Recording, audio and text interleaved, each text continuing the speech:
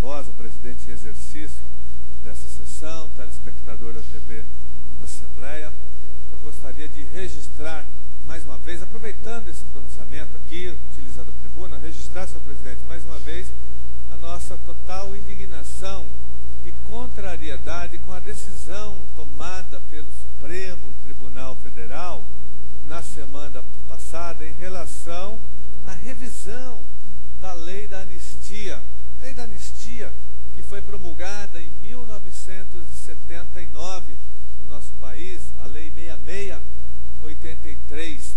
A OAB, a Ordem dos Advogados do Brasil, entrou com uma ação, ajuizou uma ação no Supremo, pedindo que os torturadores do regime, os agentes representantes do Estado autoritário militar, fossem punidos, na verdade, não fossem protegidos pela lei de anistia. Até porque hoje o mundo inteiro caminha nessa direção. Existe no mundo inteiro uma revisão desse posicionamento jurídico das leis das anistias, principalmente na América Latina, no Chile, no Uruguai, no Paraguai, em vários países. Nós tivemos agora mesmo, recentemente, a Argentina acabou de punir um ex-presidente da República. O último presidente do regime militar da Argentina acabou de ser condenado a 25 anos de cadeia, com cinco generais, inclusive. 5 generais e mais o ex-presidente da República foram todos encarcerados, né? E terão que cumprir penas de 17 a 25 anos em prisão comum, isso na Argentina.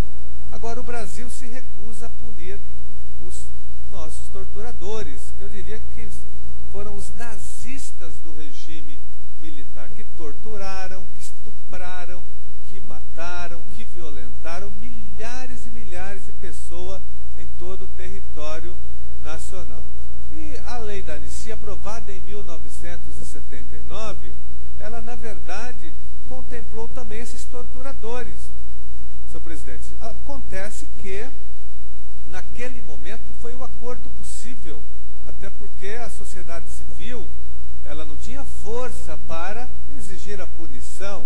A correlação de forças naquele momento histórico era extremamente desigual, até porque nós estávamos no regime militar, no regime discricionário, no regime de exceção, onde nós mal tínhamos aqui uma oposição. A oposição era consentida, ela só existia porque o governo autorizava, que era o famoso partido MDB.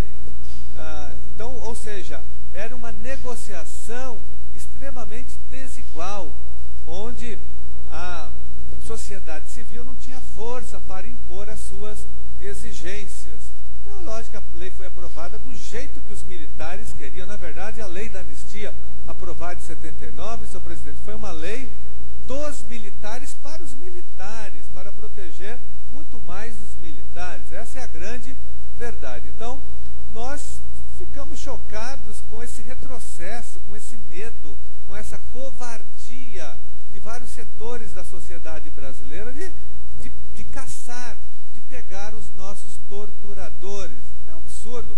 E eu fiquei mais chocado ainda, senhor presidente, com as declarações de representantes do PT, do PSDB, do PV, do PCdoB, que também são contra a revisão da lei.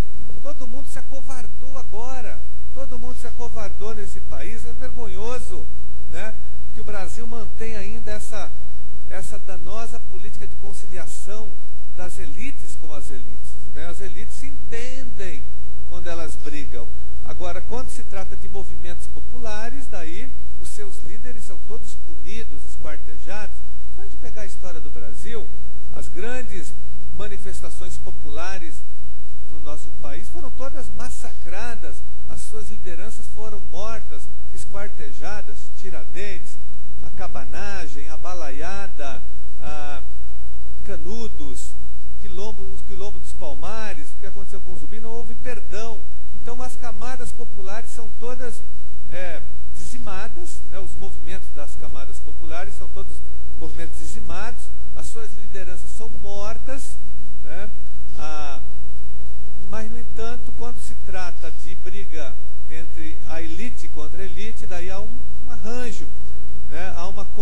reação. Isso é péssimo, porque isso atenta contra a democracia brasileira e contra a cidadania. Então, e quero repudiar aqui, senhor presidente, essa decisão do Supremo Tribunal Federal e sobretudo, o posicionamento dos principais partidos desse país.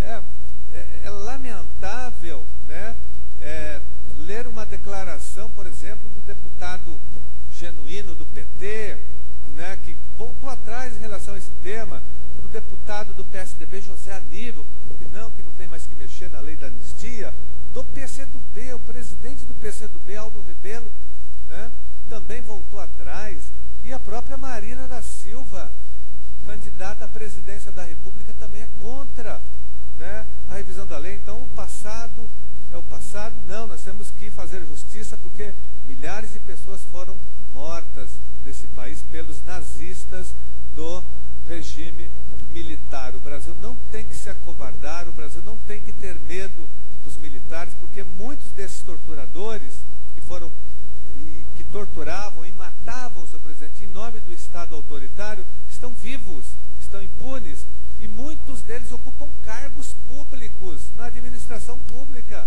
Não, vamos caçar, senhor presidente. O Brasil tem que caçar, tem que pegar os seus torturadores.